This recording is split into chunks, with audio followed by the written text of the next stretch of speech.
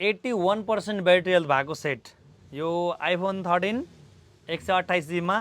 एकदम फुल फ्रेस नखोलेको अनि रिपेयर नगरेको सेट यो